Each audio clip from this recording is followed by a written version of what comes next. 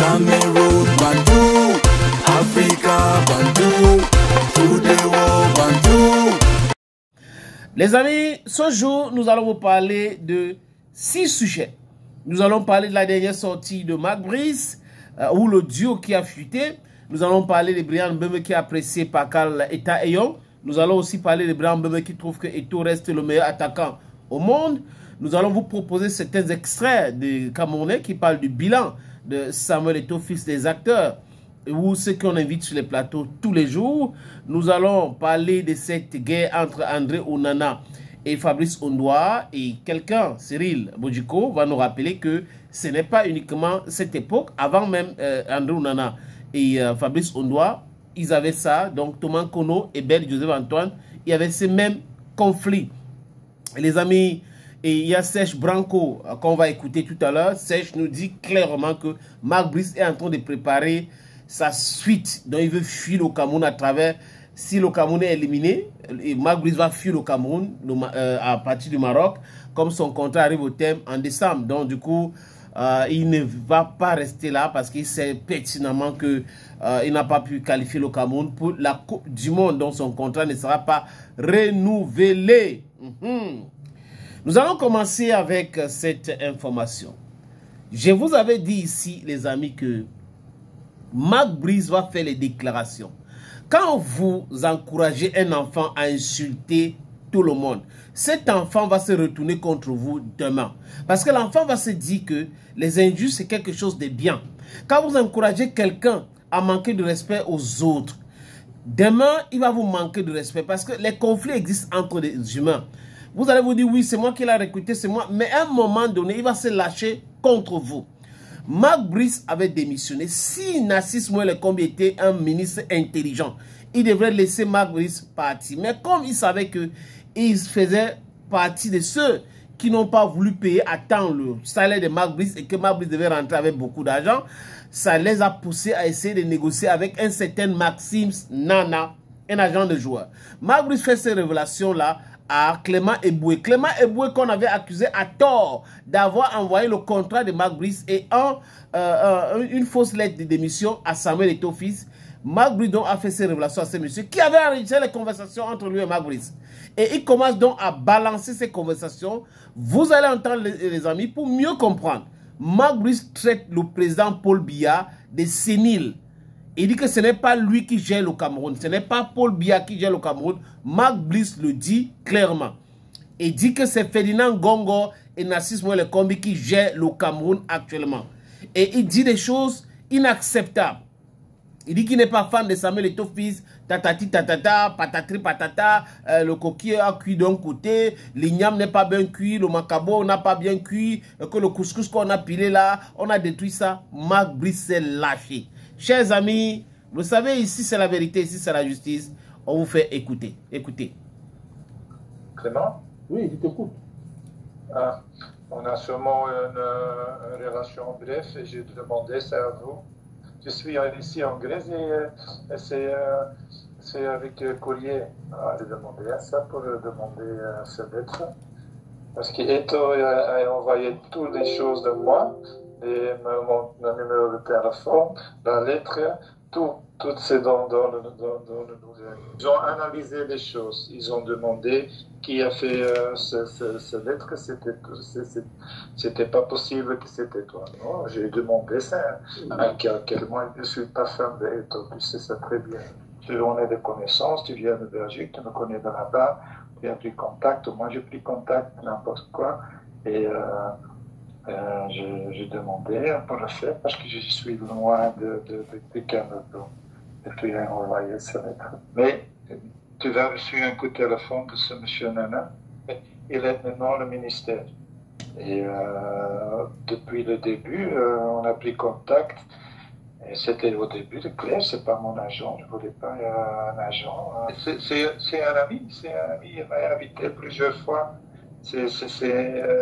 J'ai pas trop rentré dedans, mais on parle avec tout le téléphone. J'explique un peu de situation. Il a beaucoup d'expérience. Qu'est-ce que tu penses de ça? Et c'est un peu un discours ouvert. Qu'est-ce que tu penses de ça? Et C'est pas intéressant de faire ça. C'est en général, c'est pas.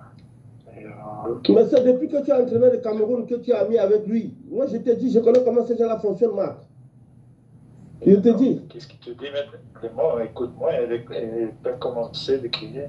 Je connais lui beaucoup plus avant que je suis entraîneur de Cameroun. Ok. Quand je suis entraîneur à Cameroun, c'est à cause ou grâce à Ivochi. Ivochi. À ce moment, je connais Nana. On a parlé longtemps par le téléphone. Ça, c'est la vérité. C'est pas parce que je suis venu à Cameroun, c'est grâce à lui. C'est pas comme ça. C'est pas comme ça. Malheureusement, c'était Ivochi qui a fait ça. Il n'a pas bien fait ça. C'est comme si moi, aujourd'hui, avec tous les journalistes qui me connaissent, ils m'appellent. Je leur dis que Marc, oui, c'est Marc Brice qui a donné, qui a fait le truc de démission, qui a signé le contrat. Je leur montre le message. Je leur montre tout, que c'est toi qui as fait le message. Ça, ce n'est pas te vendre, t'exposer. Ok, hier, tu as fait un communiqué à la télé et dit que non, tu ne te reconnais pas. Tu ne te reconnais pas dans cette lettre, que tu n'as jamais dit que tu veux démissionner. Hier, tu as dit ça au journal télévisé. Et moi, aujourd'hui, je balance tout. Nos conversations, je mets tout dans les réseaux sociaux. Tu crois que c'est bien? Ce serait bien pour moi de faire ça avec la relation que j'ai avec toi? Non. Je suis censé te protéger. Que maintenant, Martine en avant là-bas me salir. Que c'est moi qui t'a monté la tête de démissionner. Or que moi, je ne t'ai pas monté la tête. Tu m'as demandé de faire un travail. Tu m'as dit que tu n'es pas payé depuis. Tu te plains que tu n'es pas payé depuis plus de 3 mois. Je t'ai calmé, je t'ai dit que non, Marc, ne démissionne pas. Oui, mais tu n'es pas au courant de n'importe quoi. Tu as donné ces lettres. Moi, j'ai écrit ces lettres. Mais moi, je vais écrire alors ces lettres par rapport à quoi? Je vais écrire ces lettres, je vais signer. Donc, j'ai imité ta signature. Je vais signer et envoyer ça comme ça, comme un fou. Sans pourquoi, sans raison. Non, à un moment donné, Marc, il faut bien faire les choses. On n'a plus les enfants. Mais dis pas que je te jette dans les lions. Je ne sais pas comme ça. Il y a un record de plaider. Alors, c'est pour ça que... Moi, il n'y a pas de problème, Marc. Moi, il n'y a pas de problème. Tu as fait ça pour moi. Okay. Voilà. Moi, je ne veux pas seulement que mon nom soit cité, que commence à sortir mon nom partout, que c'est moi qui ai fait. Donc, je ne suis pas, comment dire, au Cameroun. Et même si je travaille avec toi, je ne peux pas me lever pour faire un truc comme ça là. Voilà. Si toi, tu ne m'as pas dit de faire un truc. Donc, c'est déjà ça qu'il fallait comprendre à Martine là. On ne peut pas rentrer qu'on te connaît très bien, tout ça. Quand tu m'as envoyé la capture d'écran que le ministre t'a envoyé, et il disait que tu seras payé désormais le premier. Donc, de tous les employés du ministère des Sports, tu seras payé, la première personne qui sera payée. Donc, je ne vois pas pourquoi, je ne vois pas comment toi tu vas me dire, tu me dis que tu es satisfait, mais il ne fallait pas envoyer la FECAFOOT.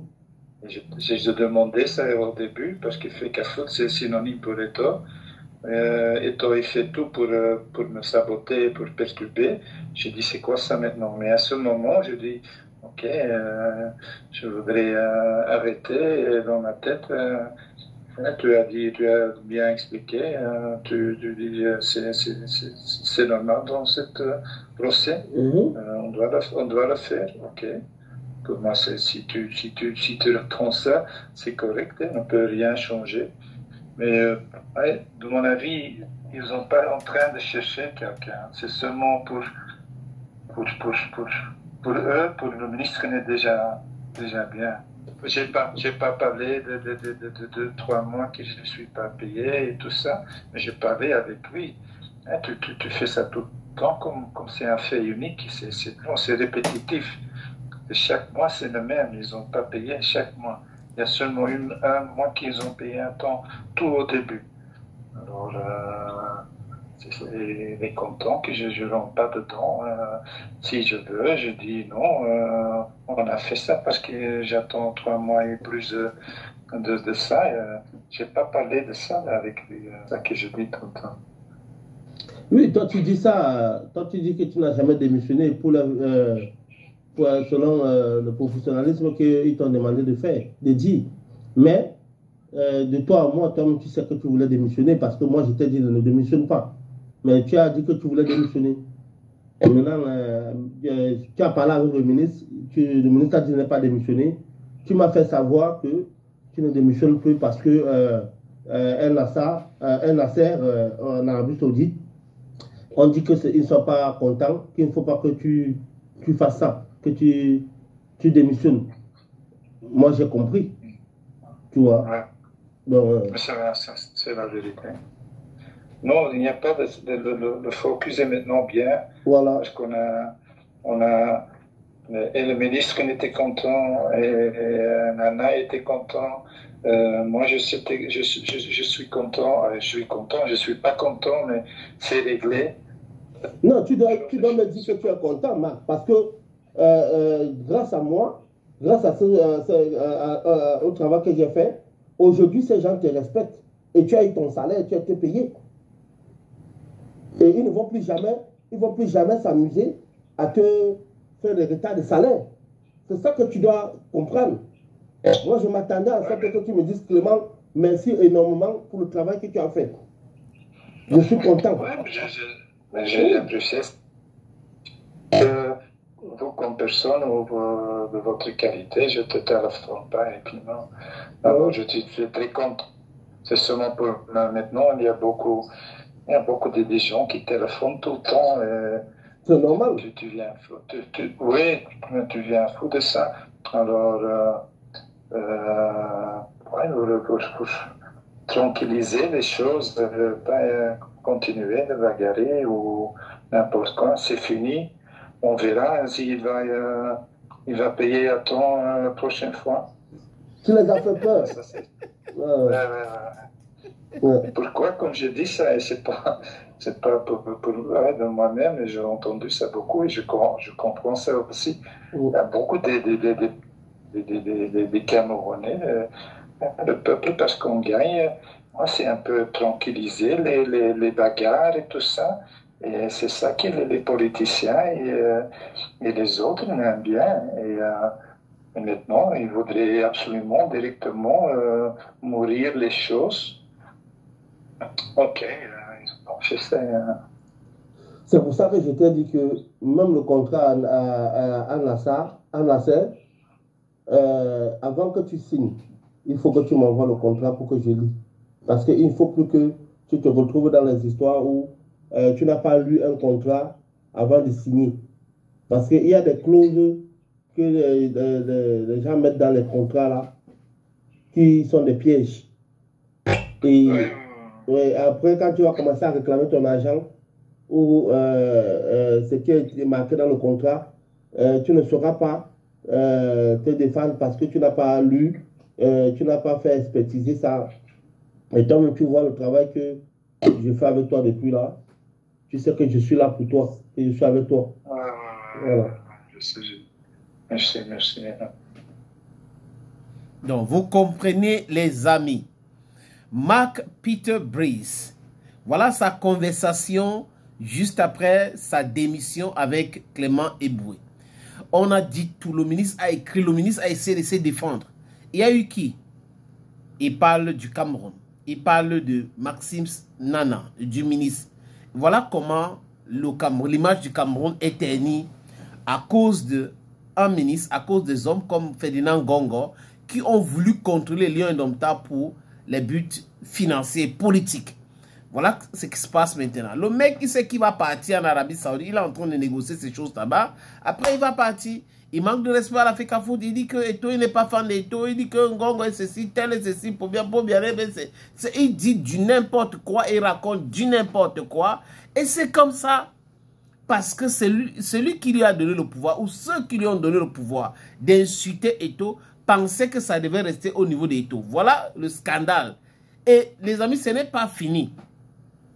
C'est en train de sortir. Et au fur et à mesure que Dieu préserve les gens qui sont au Maroc là, que le Cameroun bat la RDC et se qualifie en Afrique pour jouer contre les autres pour le barrage.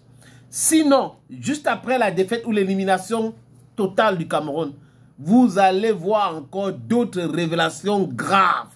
J'espère que monsieur le ministre Narcisse Mouelkombi a l'occasion, parce que les choses vont se dire, des vérités vont sortir. C'est bien cela. You cherch am, you trouve am. You trouve am, you support am. Ce n'est que le début, les amis. Ce n'est que le début. La suite, ça sera très, très grave. Mark Brice, monsieur Mark Brice, tu pensais qu'on t'avait bien expliqué le Cameroun? Ah non, non, non, non. Ça veut dire que tu n'avais rien compris. Tu es arrivé au Cameroun avec fanfare, la CATV, tout le monde. Tu as même fait une liste dernièrement pour le Maroc. Tu as envoyé à la CATV de publier, ils ont refusé de publier. Et maintenant, ils ont même publié encore, sans mettre le logo des sponsors de la Fédération camerounaise de football. Je ne sais pas qui conseille Raphaël Koua, ou c'est un analphabète de droit de publicité. Même l'autre qu'on appelle Charles Dongo qui le conseille, je ne sais pas. Si la CATV a déjà remplacé la Fédération camerounaise de football, c'est incroyable. On comprend pourquoi Eto'o traite la CATV des chaînes de Congo ça et qu'il est en train de négocier avec Canal Plus pour la rediffusion ou la retransmission des matchs de MTN Elite 1 MTN Elite 2. Les amis, Mark Brice va quitter le Cameroun. Ou même, il va partir du Maroc, là, il ne va plus revenir au Cameroun. C'est ce que beaucoup de personnes disent et pensent. Que après, parce qu'ils ne croient pas que c'est possible. Même la RDC, les journalistes ont commencé à dire, mais ici la RDC paie, même le coach de RDC, si on paie le match, c'est quand même compliqué et tout ça là. C'est vrai qu'il y a d'autres experts qui disent que la RDC doit faire très attention parce que le Cameroun connaît la théorie du danger.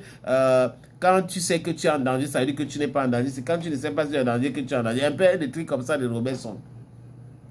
Cette fois-ci, c'est Serge Branco. Serge Branco, ancien lion indomptable, champion olympique, et nous explique ce qui va se passer avec Mark Brice. Écoutez-le.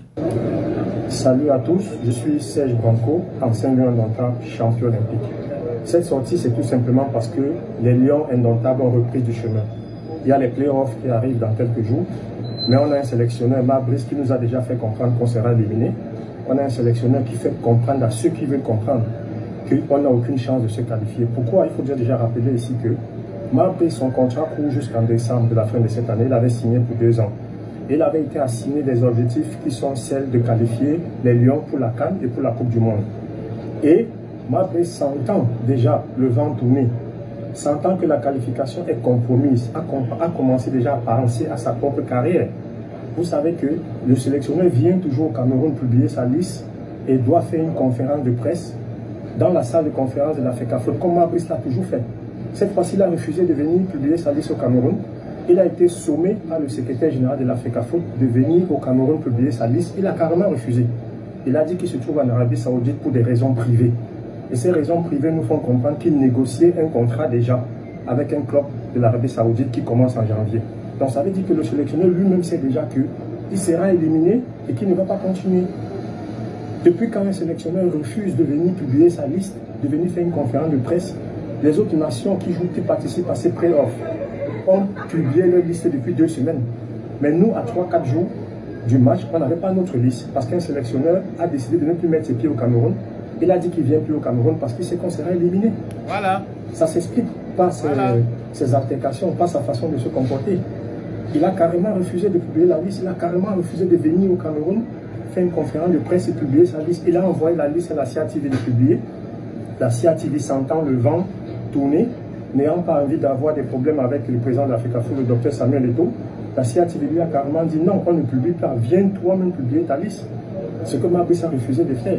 Il a dit qu'il ne venait pas et qu'il n'allait pas la publier.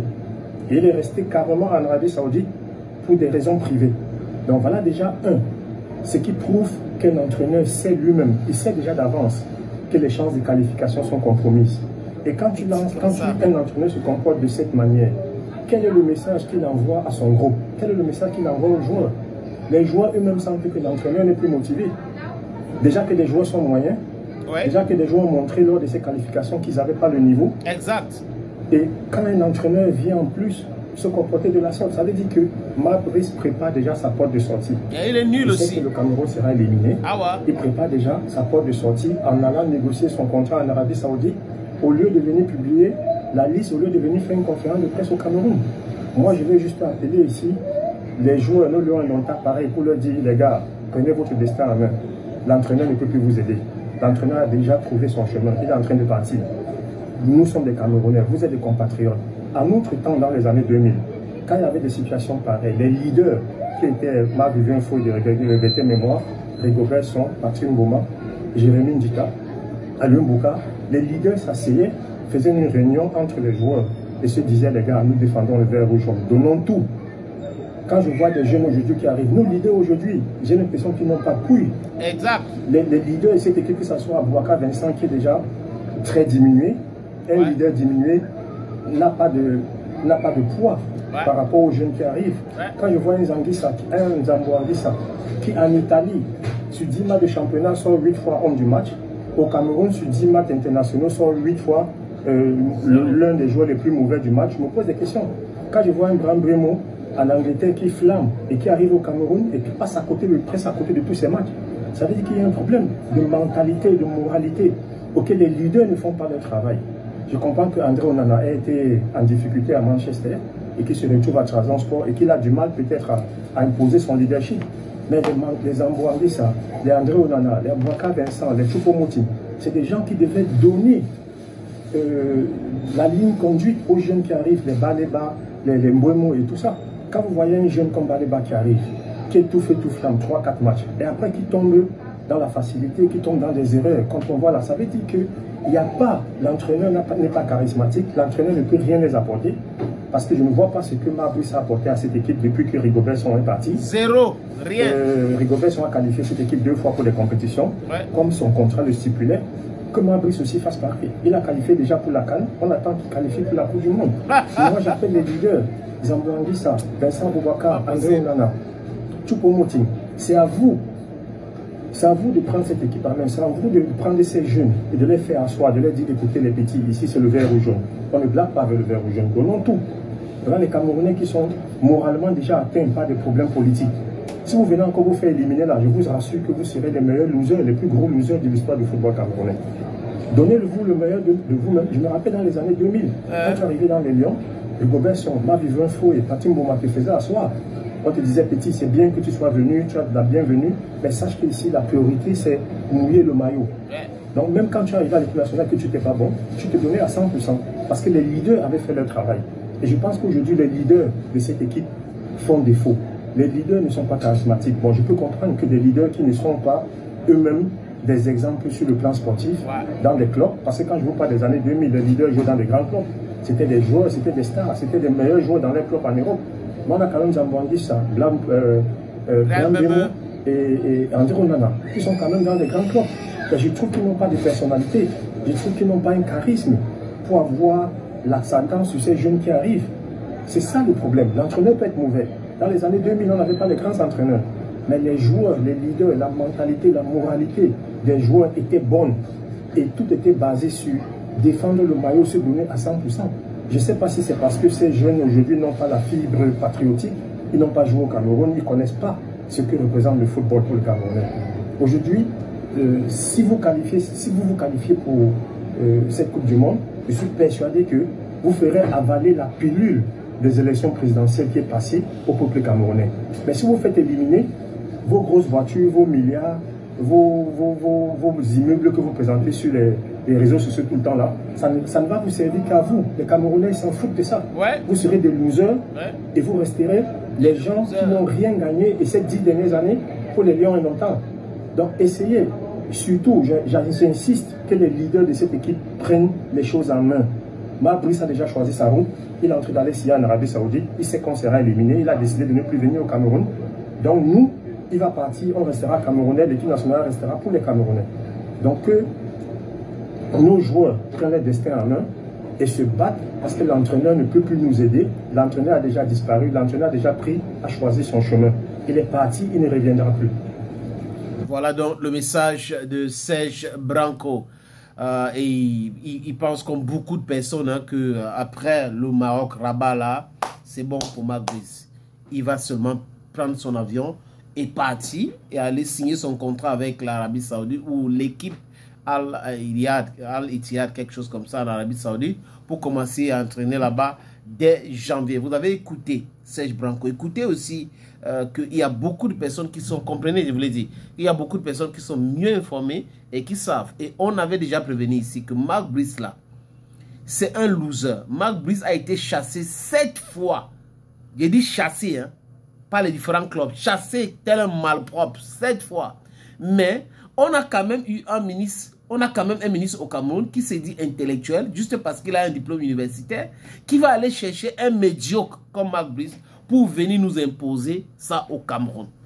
Une honte totale. Regarde les conséquences. Il insulte Paul Biya, il nous explique que c'est Ngongo qui est le président, et il tacle Samuel Eto'o-Fils, il tacle Moelle Kombi, parce que quand il dit qu'il avait démissionné, et Moelle Kombi avait dit qu'il n'avait pas démissionné, voilà que la vérité est dehors, donc il ridiculise son employeur. C'est de ça qu'il est question, c'est ça qu'on parle tous les jours ici, les amis. On va changer du sujet maintenant pour parler de toute autre chose, mais on reste dans le football, Fecafoot, Lion indomptable, voilà. Le bilan maintenant de Samuel Eto'o-Fils. On parle de ce bilan, pourquoi? Parce que les élections à la Fecafoot, c'est la fin de ce mois, le 29. Il reste alors donc quelques jours pour ce jour-là, je crois 18 ou 20 quelque chose de jours. 20, 18, oui. Voilà, à peu près 17 ou 18 jours pour ces élections-là.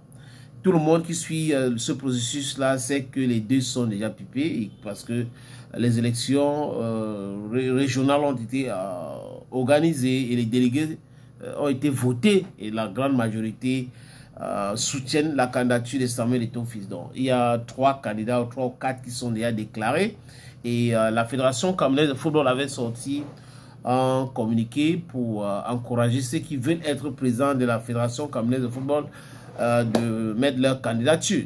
Donc, on attend voir. Maintenant, en attendant, il y a des Camerounais qui parlent du bilan de Samuel Eto'o-Fils. On va d'abord commencer par le secrétaire général de cette organisation, de cet organe qui organise le championnat MTN Elite 1, MTN Elite 2. Il s'appelle Faustin Bida. Écoutez Faustin Bida. La mandature, c'est 4 ans.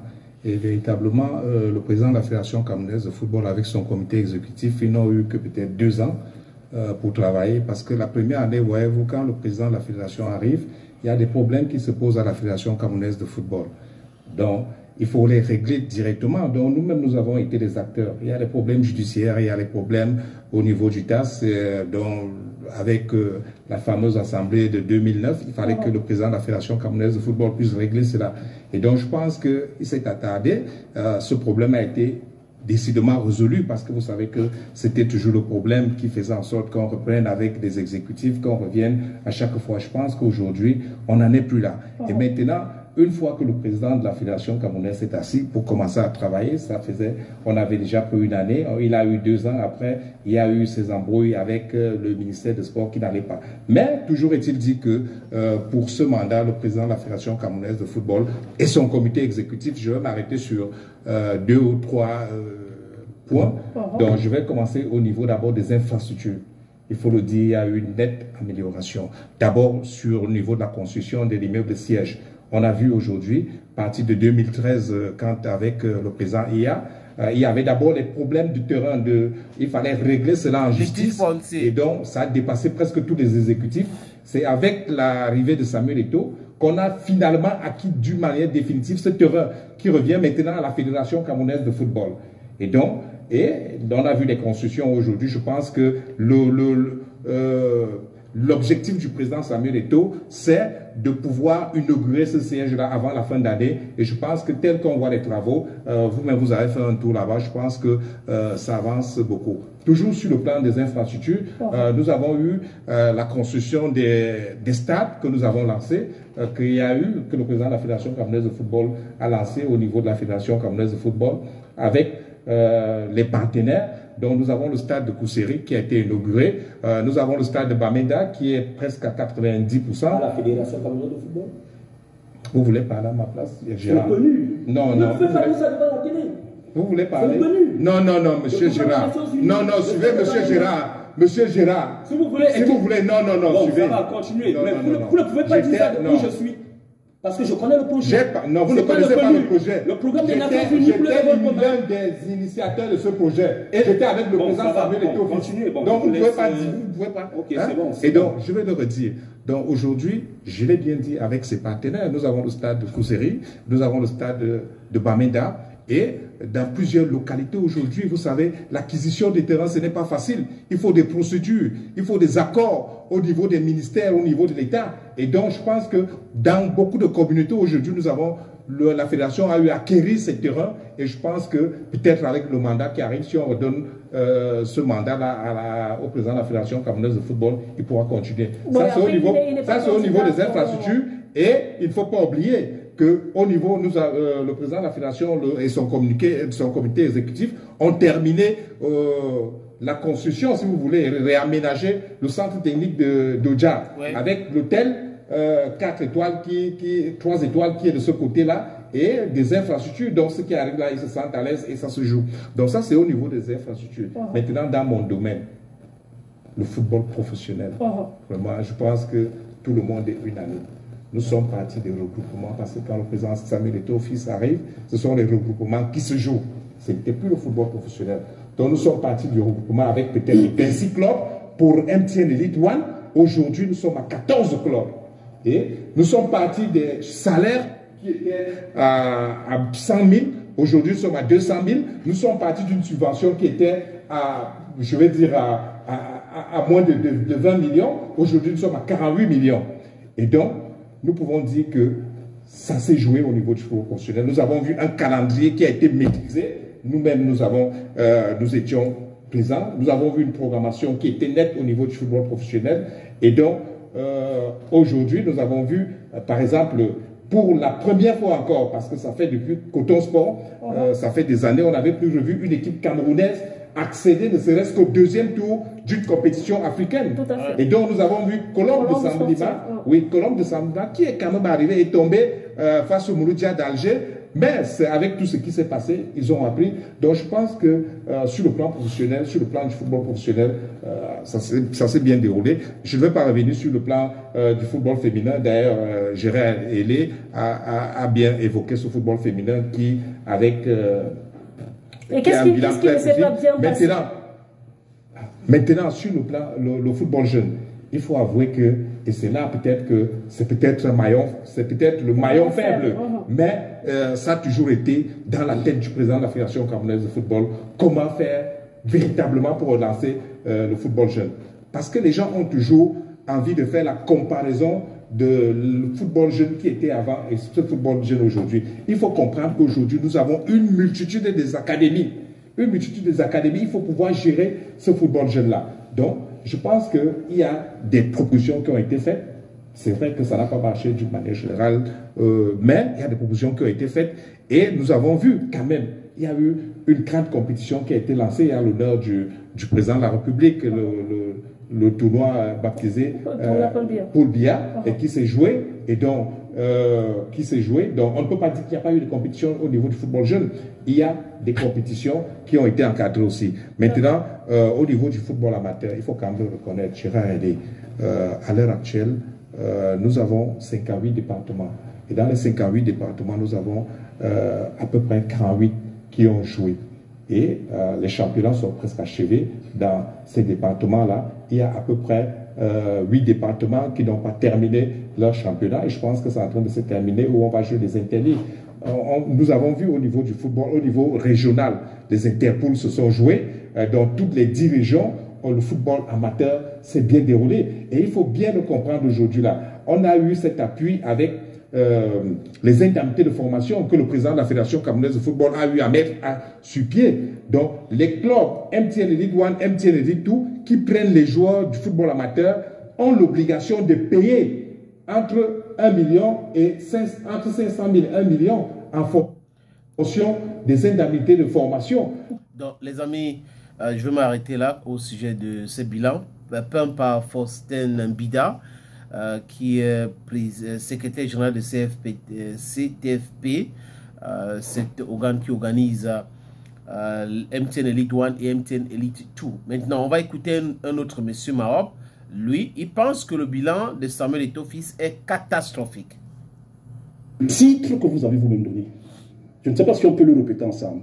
Quel avenir pour le football camerounais? Quel avenir? Vous vous rendez compte? 4 ans après l'exécutif actuel, je pense que si l'avenir était prometteur, sur le plan spirituel, les mots ont un sens. Et c'est pour cela que je qualifie André maintenant de ce phare-là qui éclaire la nuit noire. Avec le spirituel, j'en viens. C'est un exemple que je prends pour répondre à votre question, ma bellissime Annette. Si le football camerounais avait été bien géré pendant ces 4 années, vous auriez parlé de confirmation, mais vous ne parleriez plus d'avenir. Si vous parlez d'avenir, peut-être par inadvertance, mais en réalité, en spiritualité, on n'agit pas par inadvertance, on est inspiré. Le Saint-Esprit vous a inspiré en donnant ce titre-là. Quel avenir pour le football camerounais? Après 4 années d'exécutif, justement, que Faustin, mon frangin, est en train de magnifier, c'est son tout compréhensible, justement. Il est dans son rôle. Voyez-vous, il est dans son rôle, secrétaire de l'organe qui organise le championnat. J'en venais. Je commence par là. Je commence par là, mon cher Faustin. Mon cher estimé Faustin, je commence par là. J'ai d'abord voulu amener le spirituel, justement, pour montrer à quel point, même le Saint-Esprit s'est rendu à l'évidence que le bilan n'est pas celui-là. C'est la raison pour laquelle je le redis. Annette a titré « Quel bilan pour le football camerounais ?» J'en viens. Quel avenir? Mais maintenant, qu'est-ce qui a été bien? Évidemment, aucune œuvre humaine n'est parfaite. Ça, tout le monde le sait. C'est sûr de tout le monde. C'est pas vous et moi qui le disons. C'est les adeptes, c'est les dictons, c'est selon. Voyez-vous. Aucune œuvre humaine n'est parfaite. Mais évidemment, quand on regarde le bilan de cet exécutif, la toute première chose qui ressort, c'est la scission. C'est la division. Alors que, en tout temps, pendant la campagne du président actuel, il n'avait eu de cesse de prôner le rassemblement. Il l'a dit une fois. D'ailleurs, dans sa profession de foi, le mot rassemblement revient quasiment 77 fois. Il l'a dit et redit, il l'a martelé. Il souhaiterait être celui-là qui viendrait rassembler toutes les entités. Mais quand on regarde, ma chère, ma bellissime Annette, est-ce qu'il y a rassemblement? Non. Le football camerounais n'a jamais été autant divisé. D'ailleurs, il y a 2 vocables qui ressortent. Hibou et Grisien. À l'entente de l'émission en offre, vraiment, je croyais un secret, vous allez me le pardonner, mais parce que j'ai loué vos beautés spirituelles et mentales maintenant, vous me le pardonnerez. Vous-même, vous avez dit, vous auriez souhaité que les Églisiens soient d'un côté et les Hibou d'un autre. Comment pouvez-vous vous imaginer qu'une icône de notre football, que quelqu'un qui a fait briller le Cameroun, que tous les Camerounais ont applaudi quand il était joueur exceptionnel d'ailleurs, tout le monde s'accorde à penser que le ballon d'or 2006 lui revenait.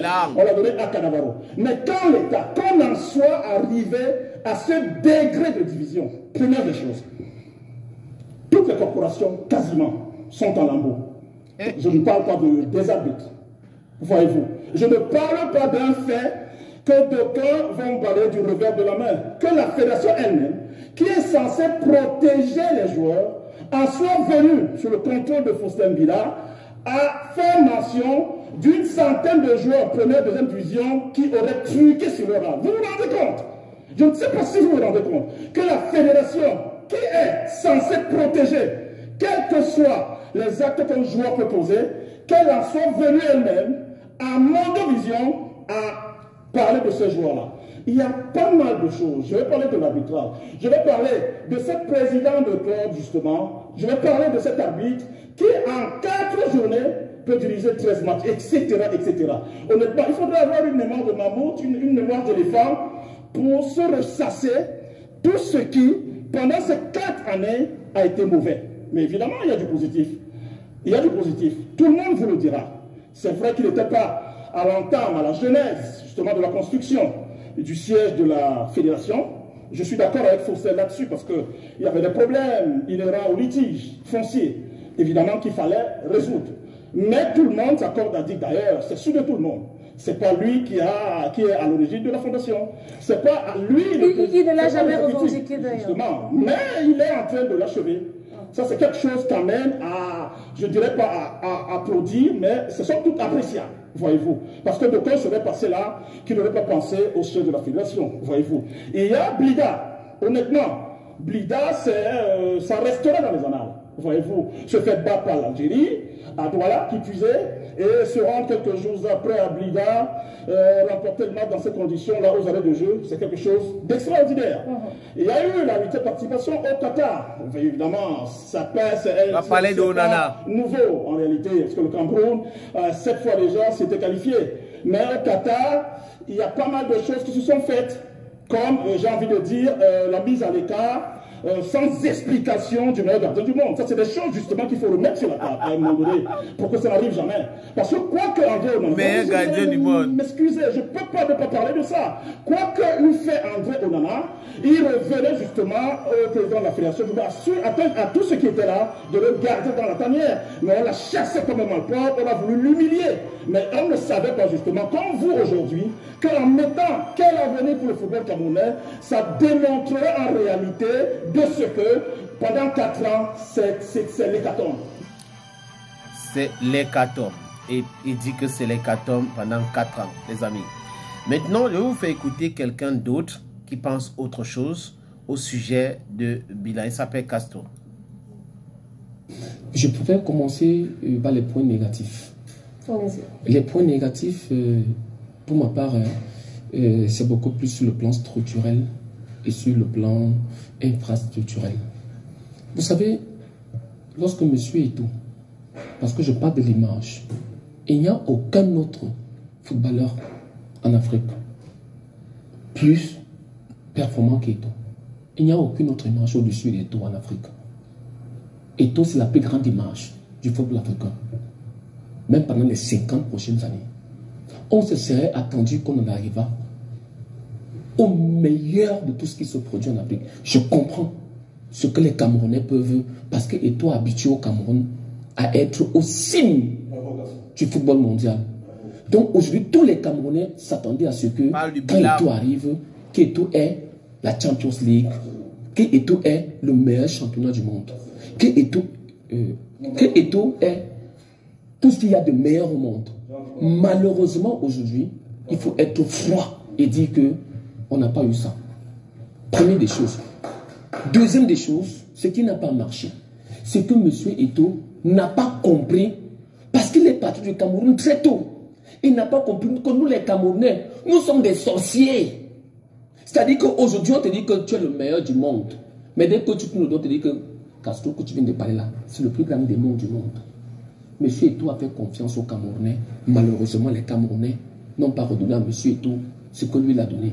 C'est pour ça qu'aujourd'hui. Exactement. Et là, mon grand frère, Faustin qui est assis, sait très bien que la première passe de M. Eto'o quand il a été élu au sein de la Fédération Cameroun de football était de tendre la pêche à ce bourbier qu'on appelait l'Assemblée générale de 2009.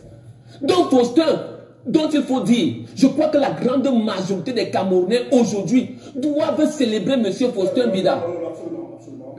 Non, je ne veux pas des témoins. Vous avez parlé, je vous ai écouté religieusement. Si M. Mahomes ne veut pas que je parle, je lui donne mon temps de parole.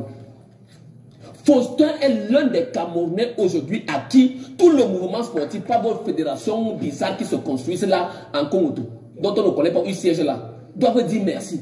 Parce que 2009 a plombé le football camerounais pendant des années et M. Faustin est assis devant moi et il sait que c'est grâce à lui que nous en sommes sortis du TAS. M. Eto'o a tendu cette pêche. Mais il ne savait pas qu'à l'intérieur de 2009, il y avait des gens qui avaient dit que si ce n'est pas nous, et Bunganzanga, c'est mon mot que j'utilise. Donc sur ce point, je pense en toute honnêteté, c'est qu'il n'a pas mesuré la pleine mesure parce que lui n'a pas grandi au Cameroun. Beaucoup ne savent pas que M. Eto'o est quitté du Cameroun à 13 ans. Il en est revenu aujourd'hui pratiquement à 40 ans. Vous voulez qu'un monsieur qui a passé 25 ans, il ne connaît pas nos Camerounaiseries. Nos Camerounais, c'est quand je viens vers toi, Faustin, quand je vais te parler derrière, je te donne 50 millions. Et là, on s'arrange. Il n'a pas compris ça. C'est pour ça qu'aujourd'hui, on vous dit qu'il y a scission. On vous dit qu'il ne s'entend pas avec X, il ne s'entend pas avec Y. C'est une question d'argent. Et je crois que cette fois-ci, il a compris comment ça fonctionne. Pas pour dire que, parce que lui, il n'est pas corruptible. Maintenant, qu'est-ce qui a marché? Parce que beaucoup parlent de la fédération, mais ils sont à l'extérieur de la fédération. Je vais prendre 2 points. Le premier point sur le plan administratif, au sein de la Fédération camerounaise de football. Vous avez été le directeur de cabinet de M. Tombiaroko, je peux me tromper. Vous connaissez comment ça se passait. Vous connaissez l'organigramme de la Fédération camerounaise de football. Ils sont combien aujourd'hui? M. Eto'o a réussi de faire en moins de 2 ans ce que beaucoup n'ont pas fait en 13 ans. C'est-à-dire à remettre une administration qui fonctionne de manière administrative et de manière normale. Si vous voulez, je vous ai dit que si vous voulez parler, je vous donne mon temps de parole. Je peux continuer. Vous êtes devenu présentateur de cette émission. Sur le plan financier, Faustin, il faut dire que quand vous étiez là-bas, comment on faisait pour payer les commissaires de match? Pourquoi vous ne voulez pas parler? Comment on faisait pour payer les arbitres? Comment on faisait pour payer les joueurs? C'était pas sur les bouts de choux. Même l'argent de com, comment on faisait? Tu arrives aujourd'hui, on te donne 2 000. Demain, on te donne 5 000. Demain, on te donne 10 000. Ça peut encore se passer aujourd'hui? Non. M. Eto'o a révolutionné cela. Quand vous entendez ces problèmes à net, à l'équipe nationale qu'on parle aujourd'hui, il existe ce qu'on appelle le panier. C'est-à-dire que le gars, à minuit, sans Séverin, tu étais là. 2000, 2002, 2003. Tu étais là, beaucoup là. Fidèle, est-ce qu'on peut rester sur l'exécutif, le mandat des 4 dernières années? Pour faire un bilan, on parle de ce qui était et de ce qui est aujourd'hui. À l'époque, on prenait l'argent, comme tu me donnes 70 000 là. Tu comprends, hein? Aujourd'hui, tu ne peux plus me donner 10 000 parce qu'on te dit qu'il faut passer par un virement bancaire. Ça, ce n'est pas comme ça. Je parle pour que celui qui est au quartier m'entende. Annette, aujourd'hui, vous voulez qu'on parle de quoi? Quand Faustin vous dit que sur le plan infrastructurel, il y a eu ceci, sur le plan financier, il y a eu ceci, sur le plan administratif, il y a eu ceci, on dit que non, ça ne sert à rien. On vous dit que non, on a exclu 400 clubs. Mais Annette, si vous voulez qu'on parle d'exclusion, on va parler. Le jour qu'on va parler du processus électoral, qu'on va commencer depuis 2009, je crois que beaucoup vont démissionner. Parce que l'exclusion n'est pas aujourd'hui. Si on vous dit combien ont été exclus en 2009, ceux qui disent aujourd'hui qu'ils ont été exclus, ils vont démissionner parce que c'était eux les auteurs des exclusions. Quand Maroc vient sur ce plateau, dit on est exclu. Maroc, tu fais ça à qui? Qu'est-ce qui t'arrive? Je rapporte les faits, tout simplement. Quel fait? Maroc, qu'est-ce qui t'arrive? Est-ce que c'est pas factuel? Alors, ce que je voudrais dire. Alors, je vais vous relancer. Tout à l'heure, Faustin Bida a demandé à Emmanuel Maroc, est-ce que si le voisin a volé, on doit voler également? Donc, parce qu'on exclut depuis, on doit continuer d'exclure. Sauf qu'aujourd'hui, il y a un processus plutôt inclusif. Le processus est inclusif, pourquoi? Parce qu'aujourd'hui, Madame Annette, Monsieur Eto'o, puisque moi je ne voulais pas parler du processus électoral parce que moi, si je veux parler du processus électoral, je vais rester sur les questions purement juridiques. Je ne veux pas rester sur les questions de fait. Parce que les questions de fait, pour moi, c'est des questions périphériques qui, en réalité, importent peu sur la procédure qui est en cours. Mais puisque vous me posez la question, je me sens dans l'obligation d'y répondre. Madame Annette, le premier à être exclu du processus électoral est Monsieur Eto'o fils. Vous ne savez pas. Vous ne savez pas que les amis de Maroc ont demandé la radiation à vie de M. Eto'o de toutes les activités liées au football. Je parle de la radiation à vie. Ils sont allés plus loin. Ils ont demandé que M. Eto'o paye une amende de 20 milliards de francs CFA. Vous le saviez? Pourquoi vous faites ça? Non, parce que vous... Non, quand vous voulez qu'on parle d'exclusion, il faudrait que... Et ils l'ont demandé, ça fait 2 ans. Alors, je n'ai pas ça. Donc, je ne voudrais pas qu'on parle d'exclusion. Ce que je voudrais connaître, nous sommes sur le bilan. Le bilan, aujourd'hui, il est clair. Madame Annette, moi, ce que je voudrais dire, nous sommes à l'aune d'une élection. Ceux qui ont la capacité d'apprécier quel est le bilan de M. Eto'o et de le sanctionner, ce sont les acteurs et les membres de l'Assemblée générale. Je m'arrête là, les amis. Vous voyez qu'il y a certaines vérités qu'on dit, même ceux qui vocifèrent n'arrivent à rien dire. Parce que c'est la mafia. Ça tourne autour de l'argent. Des gens bagarrent pour avoir des strampotins. C'est des opportunités. C'est l'argent qu'on gagnait hier. On n'arrive pas à gagner. Donc, il faut tout gâter. C'est comme ça que ces gens-là réfléchissent. Donc, un bilan n'est jamais 100% positif. il y a toujours des choses à dire, des choses à faire. Et de façon globale, c'est positif, mais il y a des choses à dire, il y a des choses à faire, il y a des améliorations. Donc, on espère très bien que s'il met sa candidature, parce que jusqu'à présent, il n'a pas encore déclaré sa candidature, il pourra gagner les élections au niveau de la Fédération camerounaise de football. Ça sera une très bonne chose pour tous ceux qui le soutiennent. Samuel Eto'o-Fils. Les amis, on va maintenant parler de Bryan Mbeumo. Bryan Mbeumo, lors de l'entraînement à Manchester United à Anfield, a été posé une question par des journalistes cybernétiques de Manchester United parce qu'ils sont très bien organisés, les clubs en Europe. Chaque club a sa chaîne de télévision, ils ont les différentes plateformes digitales et il y a des gens qui animent ces plateformes digitales. Et on lui a posé la question à savoir qui est le meilleur attaquant. On a donné une liste de 10 attaquants avec les numéros.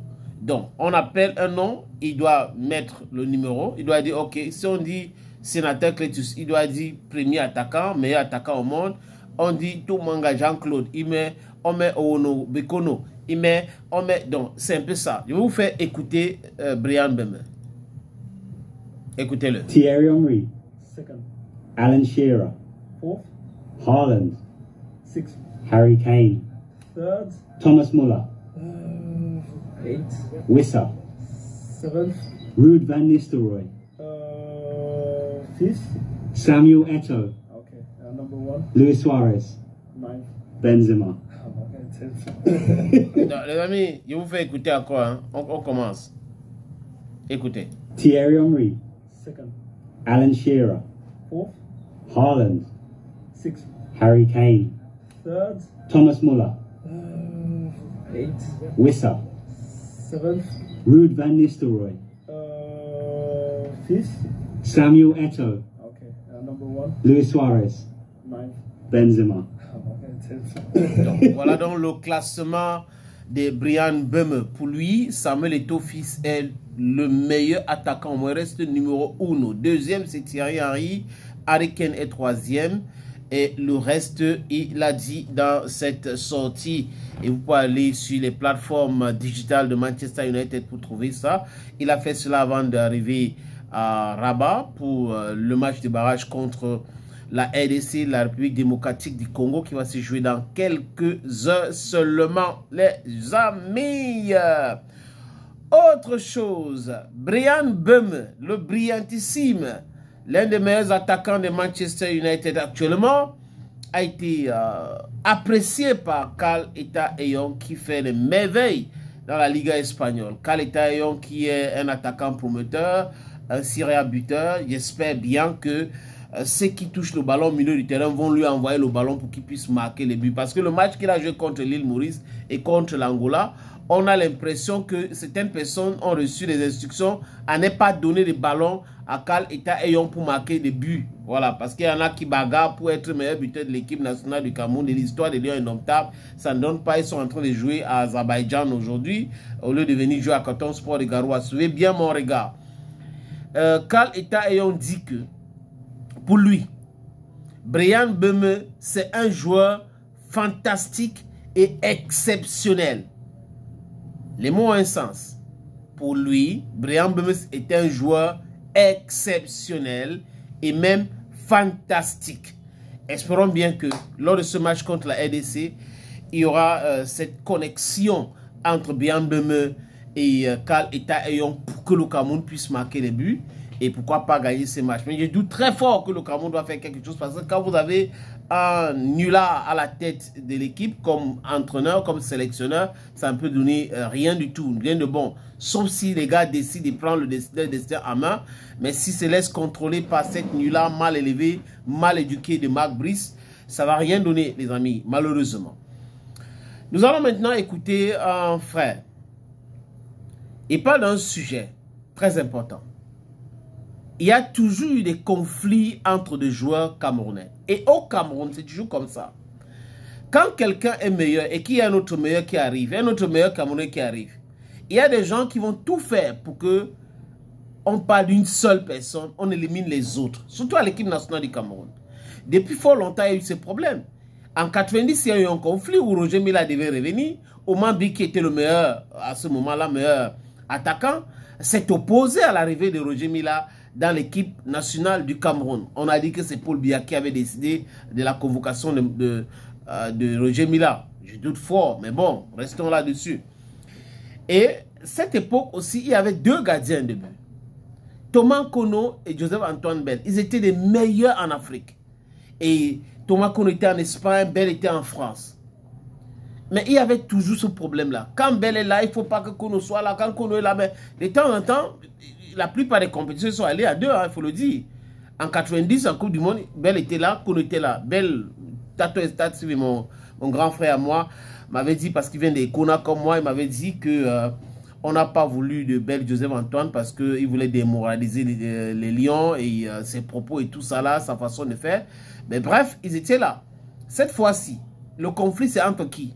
Entre Fabrice Ondoa et André Onana. Lui-même, André a dit qu'il voulait venir jouer la CAN en 2017. Mais il avait appelé Tombi Aroko, président de la fédération à l'époque, en disant qu'il ne peut pas quitter l'Ajax Amsterdam en tant que titulaire et venir être sur le banc des touches.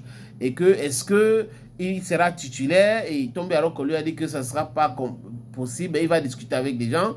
Il a discuté André, il a appelé André pour lui dire que non, mieux tu restes dans ton club. C'est comme ça qu'on doit rester. Donc André refuse d'être remplaçant pendant qu'on doit jouer, même si on doit être plus performant que lui avec les Lions indomptables. Donc c'est un peu ces petits bagarres là, et Cyril Bojiko, il fait bien de le rappeler. On l'écoute, hein. Il y a eu un petit souci avec notre élément, donc il fait bien d'essayer d'évoquer ces problèmes là. Il y a un réel problème au Cameroun. On a l'impression que c'est un peu de la sorcellerie. Les gens qui ne veulent pas que l'autre dépasse l'autre, qui ne veulent pas que X soit meilleur que l'autre, ou les meilleurs se mettent ensemble. Parce qu'au Cameroun, si tous les meilleurs se mettaient ensemble pour pouvoir travailler, les choses devaient avancer. Mais quand on est meilleur, on ne veut pas que d'autres personnes émergent. Quand on est meilleur, on ne veut pas être en compétition avec d'autres meilleurs, alors qu'ailleurs, on met des meilleurs ensemble et les meilleurs jouent pour le bien du football. Il y a un joueur qui a signé dans un grand club, que d'autres viennent de Galatasaray ou des équipes de l'Indonésie, ainsi de suite. Parce qu'il faut qu'il y ait un seul joueur qui joue dans des... Si le Cameroun, c'est le seul pays où aussi on se vante d'avoir... J'ai vu des Camerounais, lors des finales de Champions League, demi-finale comme ça, être content parce qu'on a éliminé un club d'un Camerounais, parce qu'il faut que Samuel Eto'o soit le seul Camerounais à avoir gagné des titres, ainsi de suite, ou Djita, c'est pas quoi. Ouais, c'est un peu ça aussi, malheureusement. Donc, l'exclusivité. Et ils brandissent ça à tous les coups. Hein. Donc, c'est le seul pays où, quand c'est pas une affaire de cette génération, le Cameroun a toujours été comme ça. Effectivement, dépendant. C'est une maladie. Hein. C'est un mal, le mal camerounais. Le mal camerounais, c'est que si Bell est là, Nkono n'existe pas. Donc, le Cameroun ne conçoit pas une société où on a Bell et Kono. Ouais. Où on a Onana et Ondoa. Exact. Regardez ce qui se passe avec Bell et Kono dans les années 80 et 90. Regardez ce qui se passe avec Ondoa et Onana. Regardez ce qui se passe entre un tel et un tel. Le Camerounais ne conçoit pas le duo. Il conçoit la dualité, le duel. Si un est là, que l'autre n'existe pas. Exact. Pourtant, vous avez la Coupe du Monde, je prends l'équipe de France, vous avez des buteurs en série comme Griezmann, comme Giroud, comme Mbappé, qui peuvent changer le coup. C'est-à-dire qu'on s'en accommode, c'est-à-dire que c'est un atout. Mais au Cameroun, ce n'est pas ça. C'est un défaut plutôt. Si on appelle un serial buteur, qu'on n'appelle pas l'autre. Et donc, du coup, on est content de partir à la CAN avec un gardien de classe mondiale et d'autres gardiens de classe intermédiaire. On est content de discuter qui sera au banc, pourquoi on doit jouer, pourquoi on doit... C'est ça le Camerounais, c'est une maladie. Docteur Youma, du travail dans ce pays. Comment peut-on imaginer que tant que Paul Biya est président, que personne ne prétend ou ne rêve ou ne pense qu'un jour on aura notre président? C'est pareil dans les autres formations politiques. Alors, justement, même ailleurs. Même dans la société civile. Hein. Et cela va jusqu'au parti politique. Regardez les présidents de sa vie. Dans les partis, tu es candidat, on te chasse. Dans les partis, il n'y a pas d'alternance. Il y a un DPB, il est là depuis. Après, il a avancé en 92, il est là depuis. c'est la mort qui a mené Foundi. Sinon, il serait toujours là. Il avait passé il sentait les choses venir. Donc, à un moment donné, les sages, on dit la mort ne surprend pas le sage. Ndamdio a appris ça. La mort ne surprend pas le sage. Ndamdio est resté là, ainsi de suite. On va arrêter ici parce qu'il est en train de parler de politique. Je ne veux pas entrer là-dedans parce que nous sommes sur une plateforme qui parle le sport. Voilà une belle analyse de la situation. Et les Camerounais sont comme ça. Au lieu de prendre certaines situations ou de certaines personnes comme les atouts, c'est le défaut des Camerounais. Oh non, non, tel est meilleur, mais pourquoi on appelle seulement l'autre, là on laisse l'autre. Au lieu de les mettre ensemble pour que ça donne quelque chose de formidable, il faut les opposer à tout moment. Et ça commence par les politiques, c'est vrai en plus. Et c'est entré dans le football, mais c'est ça, ce sont des camounaiseries, chers amis. Des vraies camounaiseries. Ça sera tout pour ce jour en ce qui concerne notre émission. Pour ceux qui ne sont pas encore abonnés ici, s'il vous plaît, vous attendez quoi? Abonnez-vous.